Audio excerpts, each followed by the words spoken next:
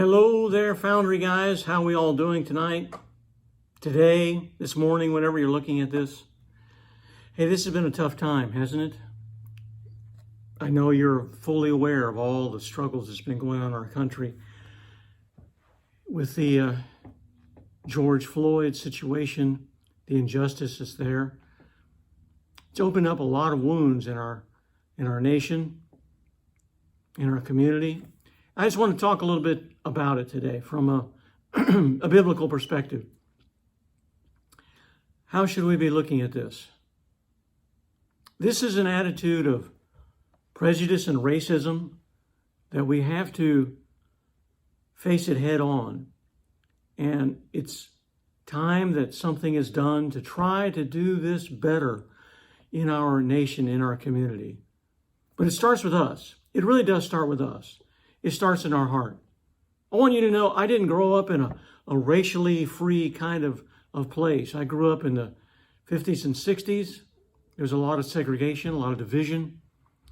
I learned what it meant to love others and to struggle with that and to face some of the ugly things about myself, especially when I was younger. But I've learned more from Scripture than just saying you got to make yourself do better.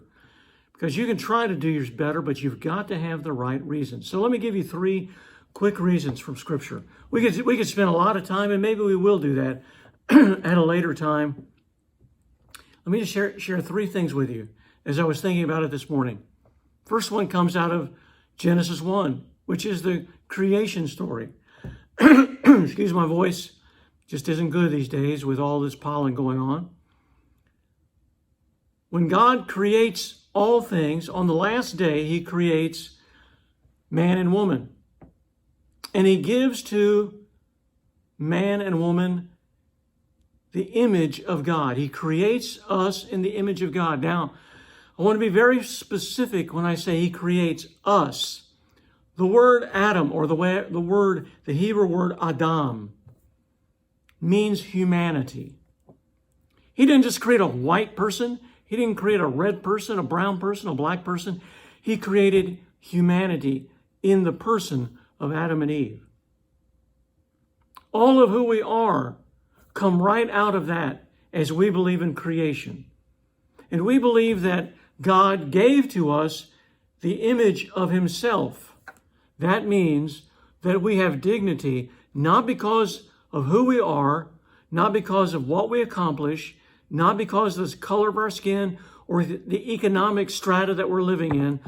The reason that we have worth and value is solely upon who created us. That's why it's so important that we believe in a God who creates, because he gives to us from the very beginning as our creator the reason that we have value. And it is not in who we've made ourselves to be or who dominates in our society, but in who created us. Don't ever forget that. And then he gives us instruction. Jesus was asked, what's the greatest commandment? And he said, love the Lord your God with all your heart, mind, soul, and strength. But then he says right behind it, he says there is something that is right second, but it's almost as important. Love your neighbors as how? As yourself.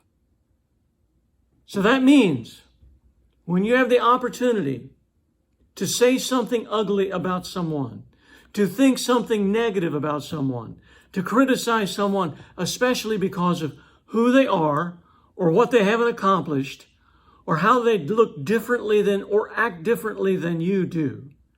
If their skin is different, if they're from a different country, if they wear a different outfit, even if they're a different lifestyle, that does not give you the attitude or the ability or the reason to say something negative or act negative or treat them any way other than you would want to be treated yourself. Why does Jesus say that? Because he knows that no one treats themselves badly. You may think bad thoughts about yourself, but at the end of the day, you're going to feed yourself. You're going to clothe yourself. You're going to bathe yourself. You're going to forgive yourself. And he is saying the way that we deal with people outside of ourselves is that we have to think of ourselves and ask the question, is what I'm saying, is what I'm doing, is how I'm harming, is how I'm disturbing their own reputation, is that the way I would want to be treated? That's a big question. But wait a second, that's not enough. That simply isn't enough. It's good to know who you are. You're created by the Creator who gives you his very self-worth. Your image is of God. Secondly, Jesus himself, God in the flesh, says this is how we need to treat one another. But you can try that all day. I'm going to do it, and something is going to overwhelm you, and you're going to say the wrong thing and do the wrong thing. So let me give you a third thing. And it's the most important. And it is the cross. When Jesus goes to the cross, he dies for our sin. Now stop right there. Whose sin? Your sin. My sin. Who is a worse sinner? There is no such thing. Do you understand that we can do levels of things that are bad, but in God's eyes, no one is worthy. No one. That means when you come to the cross, we are all in debt to God. So when you look across the street, or you look on the TV, or you're in a high school class or a college class, and you start to think negatively about that person, what you're doing is you're putting yourself above God. That's exactly what you're doing.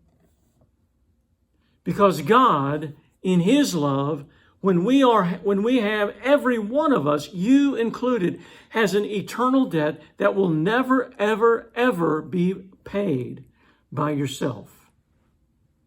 When God realizes that and sends the great sacrifice of Jesus dying in your place on the cross, he is saying that forgiveness is eternal, more significant than you could ever experience in yourself. You, as you stand before God, you need to realize at the cross, you are just as in great need of forgiveness and mercy is that person that's a different color of skin, different lifestyle, different dress, different ethnicity. They're just as the same as you. You are not better than they are. At the cross, the ground is level. Listen, if you're a Christian today and you're struggling with racial thoughts of anger, I understand that.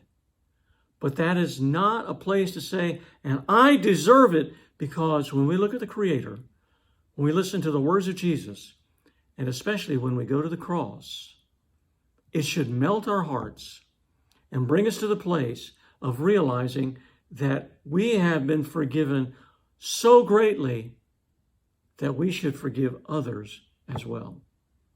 We cannot prejudge them. Prejudice, it just simply says, I know who you are and I don't like you already. That's prejudice. Racism, it is saying that I am superior to you. And when we go to the cross, we find there is no superiority. We are all inferior. We are all guilty of sin, for all have sinned and come short of the glory of God. That's you, that's me, that's everybody. So, as we go through this difficult, gut-wrenching time, justice needs to be accomplished, and we need to work for that. But that does not give you the liberty to now tear someone else down. Somehow, some way, we have to begin to look at them as God looks at us, though unworthy, yet loved. And that love conquers all.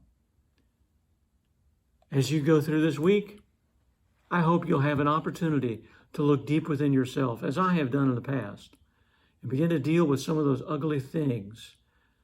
And let the grace of Jesus Christ overwhelm you, change you, and make you the kinds of people that will bring change in this world.